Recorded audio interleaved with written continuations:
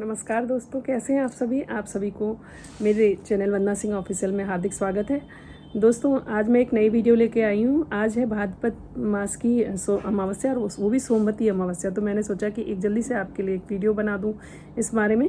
भादो मास की अमावस्या जो है आज 2 सितंबर 2024 को हो गई है, प्रारंभ हो गई है। लेकिन ये उदया तिथि के अनुसार नहीं है, इसलिए 2 या 3 सितंबर दोनों ही दिन अमावस्या को माना जाएगा। लेकिन 2 सितंबर को रात में अमावस्या रहेगी और 3 सितंबर को रात्रि में अमावस्या नहीं रहेगा। और जितने भी हम अमावस्या के उपाय करते हैं वो ज़्यादातर रात में करते हैं, तो इसलिए जो है अमावस्या सभी लोग ज़्यादातर लोग 2 सितंबर को ही मनाएंगे। दोस्तों, सभी लोग 2 सितंबर को ही सोमवती अमावस्या की पूजा पाठ करेंगे। सोमवती अमावस्या इसलिए कह रही हूँ क्योंकि 2 सितंबर को सोमवार लग जाता है, तो फिर वो अमावस्या जो सोमवार के साथ आती है उसे सोमवती अमावस्या कहते हैं। और इस अमावस्या के विधि विधान से पूजा का पाठ करने से उसका शुभ फल प्राप्त होता है, अच्छा फल प्राप्त होता है। कुछ लोग इसमें व्रत करते हो, और अगर आप व्रत नहीं भी कर रहे हैं तो जो पूजा पाठ विधिवत करेंगे तो उसका फल आपको अवश्य मिलता है। दोस्तों, अमावस्या की तिथि पर पितरों की शांति के लिए पूजा पाठ किया जाता है, तो वो कुछ उपाय मैं आपको बताऊंगी इस वीडियो पे। उसको आप करिएगा और देखिएगा, आपको उसका जो भी आप जिस इच्छा से उस फल को करते हैं या पितरों को प्रसन्न करने के लिए पूजा पाठ करते हैं तो आप उसमें सफलता प्राप्त करेंगे। पर इससे पहले कि दोस्तों मैं आपको उपाय बताऊं, आपने अभी तक अगर मेरे चैनल को सब्सक्राइब नहीं किया है तो कृपया मेरे चैनल को सब्सक्राइब करें। अगर आपको वीडियो अच्छी लगती है, प्रेरणादायक लगती है, तो आप वीडियो को लाइक करें और लोगों को शेयर करें। तो चलिए दोस्तों, फिर आगे बात करती हूँ अमावस्या पर किए जाने वाले उपायों की, और अमावस्या क्यों की जाती है, इसकी अमावस्या में पूजा पाठ क्यों की जाती है, इसके बारे में मैं आपसे थोड़ी सी चर्चा करूंगी। दोस्तों, एक तो भाद्रपद मास की अमावस्या और फिर उसमें सोमवार की तिथि के दिन अमावस्या पड़ रही, तो सोमवती अमावस्या पड़ गई है। और इस तिथि पर और इस अवसर पर पूजा पाठ करने का विशेष पुण्य मिलता है। इस दिन, अमावस्या के दिन, लोग नदी में स्नान करते हैं, पवित्र नदी में स्नान करते हैं और अपने पितरों के नाम का तर्पण करते हैं। अगर हम सामर्थ्यवान हैं तो हम इस दिन गोदान अपने पितरों के नाम से करते हैं, तो हमारी कई पीढ़ियों को उसका पुण्य का फल मिलता है और हमारी पीढ़ियां सुखद जीवन व्यतीत करती हैं पितरों के आशीर्वाद से। तो दोस्तों, कुछ लोग इस दिन को नकारात्मक ऊर्जा के प्रवेश का दिन मानते हैं। कहते हैं कि अमावस्या के दिन नकारात्मक चीज़ें हमारे ऊपर असर करती हैं। हाँ, ये बात सत्य है, लेकिन वो नकारात्मक चीज़ों के अगर आप अपने पितरों को प्रसन्न करते हैं, उनके लिए दान पुण्य करते हैं, या उनके खुशी के लिए जो भी उनको कार्य पसंद थे वो उनको करते हैं, तो फिर आपकी जो अंदर नकारात्मक ऊर्जा का प्रवेश कर रहा होता है, आपके घर में कोई किसी प्रकार का तंत्र या टोना टोटका कर रहा होता है, तो पितरों के आशीर्वाद से वो चीज़ें समाप्त हो जाती हैं, भगवान शिव के आशीर्वाद से। क्योंकि सोमवती अमावस्या है, भगवान शिव का भी दिन है। इस दिन माता लक्ष्मी, श्रीहरि और शिव भगवान भोलेनाथ की पूजा करें और उनसे अपने अमावस्या की तिथि में पूजा पाठ करने का संकल्प लें, और उस का पूरा नियम से पालन करेंगे तो विश्वास करिए कि आपके घर में कोई भी नकारात्मक ऊर्जा प्रवेश नहीं कर पाएगी, और पितरों के आशीर्वाद से आपके घर में, आपके जीवन में सफलताएं, आपके जो कामों में विघ्न बाधा पड़ रहे हैं वो सब दूर होंगे, आपके जीवन में सफलताएं आएंगी। तो आगे बात करते हैं दोस्तों कुछ उपायों की। इस बार सोमवती अमावस्या में दुर्लभ शुभ योग बन रहा है। इस योग में पूजा करने से भगवान भोलेनाथ का आशीर्वाद प्राप्त होता है, और आपके सारे किए हुए कार्य जो आप करते हैं पूजा पाठ के, वो आपको विशेष फल प्रदान करते हैं। तो सोमवती अमावस्या की तिथि जो है 2 सितंबर ही मानी जाएगी, क्योंकि अमावस्या तिथि का प्रारंभ सुबह 5:21 से हो जाएगा, जो कि कल 3 सितंबर को 7:20 तक रहेगा।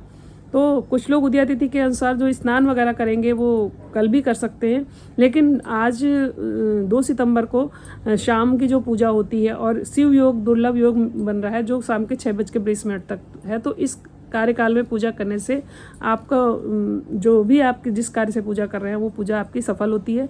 तो आप कृपया आज के दिन जरूर कुछ उपाय मैं जो बताऊंगी उनको करें। तो आज 2 सितंबर 2024 सोमवती अमावस्या की जो तिथि है, इसमें राहु काल का समय मैं आपको बता दूं, सुबह 7:35 से लगेगा, जो सुबह 9:20 तक रहेगा। तो इस दौरान आप कोई उपाय ना करें, पूजा पाठ करें पर उपाय ना करें, क्योंकि उपाय जो है आपके सफल नहीं हो पाएंगे, और पूजा पाठ भी जो संकल्प वगैरह लेते हैं वो इस समय पर न लें, उससे पहले ले लें या उसके बाद पूजा पाठ का प्रारंभ करें। दोस्तों, सर्वप्रथम सुबह स्नान आदि करके और उसके बाद एक चौकी पर आसन बना लें चौकी का, और उस पर पीला या सफ़ेद वस्त्र या गेरुआ वस्त्र बिछा लें, और उसके ऊपर भगवान, क्योंकि आज सोमवती अमावस्या है, तो भगवान शिव की और गौरी माता की प्रतिमा स्थापित कर लें, या अगर आपके पास कैलेंडर है या फ़ोटो है, जो भी है वो इसको स्थापित कर लें। उसके अलावा माता लक्ष्मी और श्री हरि की पूजा कर सकते हैं। और उसके बाद जो है अमावस्या अगर व्रत कर रहे हैं तो उसका संकल्प लें, अगर व्रत नहीं कर रहे हैं तो भी अपनी पूजा पाठ के लिए संकल्प करें। हाँ, राहु काल का ध्यान आप रख लेना और उसके बाद फिर आप उस पूजा को प्रारंभ करें। भगवान भोलेनाथ की कृपा से आपकी सभी मनोकामनाएं पूर्ण होंगी। भगवान भोलेनाथ और माता पार्वती की पूजा के पश्चात आप पीपल के वृक्ष की पूजा आज के दिन जरूर करें। कहते हैं पीपल में देवी देवताओं का वास होता है, साथ ही पितरों का वास भी हो जाता है। तो दोस्तों, अपने पितरों को याद करते हुए उनको प्रणाम करें और उनसे अपने सुख सौभाग्य के लिए प्रार्थना करें। कहते हैं कि पीपल के वृक्ष की आप 108 फेरी लें और फेरी लेते समय आप चाहें तो उसमें कलावा भी बांध सकते हैं। और उसके बाद जो है आप अपनी मनोकामना कहें। कहते हैं इस पूजा के प्रभाव से आपके जीवन में, वैवाहिक जीवन में अगर किसी प्रकार का दोष उत्पन्न है तो दोष दूर होता है और अखंड सौभाग्य की प्राप्ति होती है। इसके अतिरिक्त आप शाम के समय अपने पास पूजा के स्थान में बैठ जाएं और 7 लौंग ले लें और 7 लौंग को 7 बार अपने ऊपर से उतार कर और उसको घर से बाहर फेंक दें। कहते हैं ये उपाय करने से आपके ऊपर अगर कोई नेगेटिव एनर्जी का प्रभाव है, कोई नकारात्मक ऊर्जा है, या किसी ने आपके ऊपर कोई चीज़, बुरी शक्ति आपके ऊपर भेजी है, तो वो उन चीज़ों से आप मुक्त हो जाते हैं और आपको आपके सारे रोग दूर होते हैं और आपके सारे कष्टों का निवारण होता है। नकारात्मक ऊर्जा आपसे दूर चली जाती है। तो अगर आपके घर में शिव जी की प्रतिमा है तो आप घर में ही शाम के समय 4 से 5 बजे के बीच आप जो है भगवान शिव भोलेनाथ का दूध, दही, गंगा जल, शहद आदि से स्नान कराएं और फिर उसके आगे, उनके मूर्ति के आगे चौमुखा दीपक जलाएं। और अगर घर में नहीं है तो आप मंदिर भी जाकर भगवान भोलेनाथ का अभिषेक करें दूध, दही और गंगा जल और शहद से और तिल से, और उसके बाद भगवान भोलेनाथ के आगे चौमुखा दीपक जलाएं और अपनी बात कहें। अपने लिए, अपने जीवन के सुख शांति के लिए प्रार्थना करें। आपको इस उपाय को करने से आपको बहुत ही सफलता मिलेगी और आपके जीवन के सभी कष्ट दूर होंगे। दोस्तों, जो मैंने आपको पीपल के वृक्ष की परिक्रमा का उपाय बताया था वो आप दिन के समय कर सकते हैं और या फिर शाम के समय, पर रात ना होने पाए। और अगर आप वो उपाय नहीं कर रहे हैं तो फिर नहीं कर पा रहे हैं किसी वजह से, 108 परिक्रमा नहीं कर सकते हैं, तो आप शाम के समय जब सूरज ढल जाए उसके बाद जो है 1 कटोरी खीर ले जाएं और अपने पितरों को, 1 तेल का दीपक ले जाएं और अपने पितरों के समक्ष उनको याद करते हुए आज अमावस्या के दिन आप चौमुखा दीपक जलाएं पीपल के वृक्ष के नीचे और पितरों को खीर अर्पित करें। कहते हैं पितरों के लिए खीर अर्पित करना चाहिए। और सोमवार के दिन भगवान भोलेनाथ जब मंदिर जाएं तो भगवान भोलेनाथ को भी खीर समर्पित करें। और पितरों की पूजा के लिए आप पीपल के वृक्ष के नीचे खीर समर्पित करने के पश्चात तेल का चौमुखा दीपक जलाएं और पितृ सूक्त का पाठ करें। कहते हैं इस पाठ को करने के पश्चात पितृ प्रसन्न होते हैं और आपके जीवन में जो बाधाएं हैं, आपके घर में अगर कोई दिक्कत आ रही है, संतान का सुख नहीं मिल रहा है या किसी प्रकार के अन्य काम बनते बनते बिगड़ जाते हैं, तो कभी कभी पितरों की नाराज़गी से भी होता है। तो अमावस्या की तिथि ऐसी है कि हम अपने पितरों को प्रसन्न करने के लिए इस तरह के उपाय कर सकते हैं और इससे हमें जीवन में बहुत सारे अच्छे फल मिल जाते हैं और सारे हर तरह की बाधा कटती है और पितृ प्रसन्न होते हैं तो हमारे जीवन में सुख शांति आती है। इसके अतिरिक्त दोस्तों, अगर आप ये भी नहीं कर सकते हैं, आपके घर के आसपास पीपल का वृक्ष भी नहीं है और आप मंदिर भी नहीं जा सकते हैं, तो आप घर पे ही भगवान के सामने, भगवान भोलेनाथ की मूर्ति के सामने बैठ जाएं, उनकी तस्वीर रख के सामने बैठ जाएं चौकी लगा के और उनसे जाप करें। नमः शिवाय मंत्र का जाप करें। कर्पूर्ण गौरम करुणावतारम संसार सारम भुजगेंधारम, इस तरह के मंत्रों से उनका अभिषेक करें, जाप करें और उन्हें अपने जीवन में जो परेशानियां हैं उनसे कहें और